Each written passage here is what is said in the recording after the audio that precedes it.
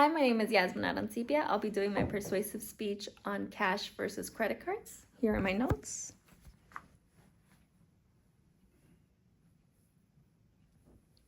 Here are my audience.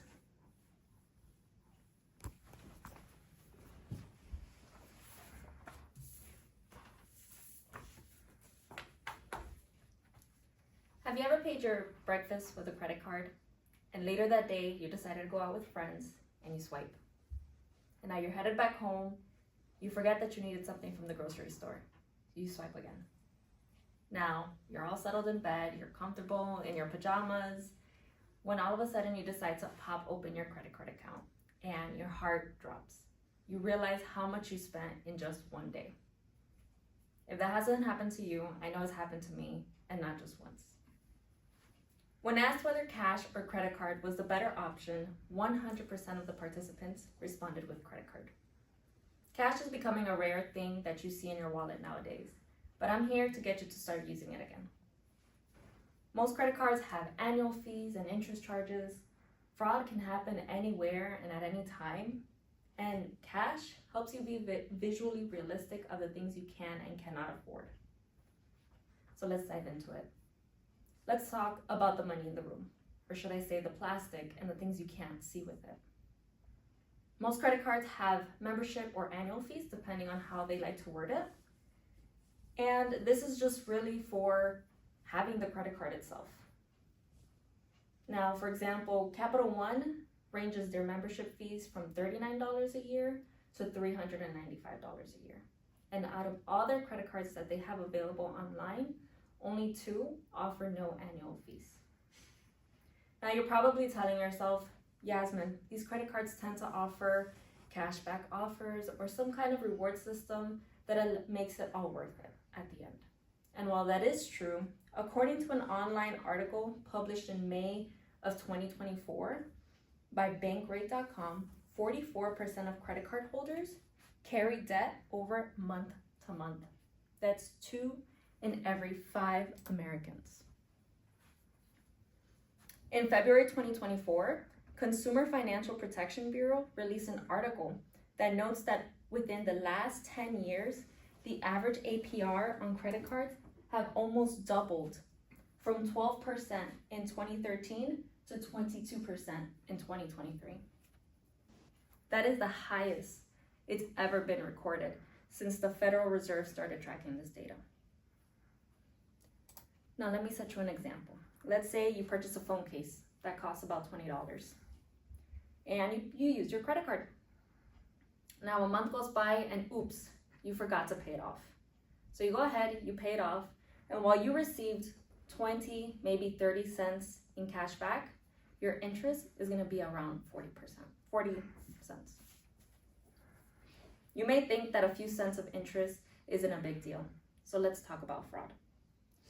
Experience website has an article posted in 2020 that educates us on credit card companies and how they investigate fraud. And within that article, they mention the 2 types of frauds that are available out there. One being remote fraud, which is when someone shops with your card via online sources. And in-person fraud, which is when someone steals your physical card and begins making unauthorized transactions. Now, most credit card companies have fraud protection programs, which is great. But what's not so great is waiting for a resolution that can result in waiting between 30 to 90 days. And within the same article by Experian, they note that the Federal Fair Credit Billing Act limits your liability to no more than $50 for unauthorized charges. That's something you wouldn't have to deal with should you have paid with cash. So let me show you what cash brings to the table. First and foremost, you can purchase items that you can actually afford. Kumiko Love writes in her book, My Money, My Way, published in 2022, I financed a $1.09 ice cream cone for my son.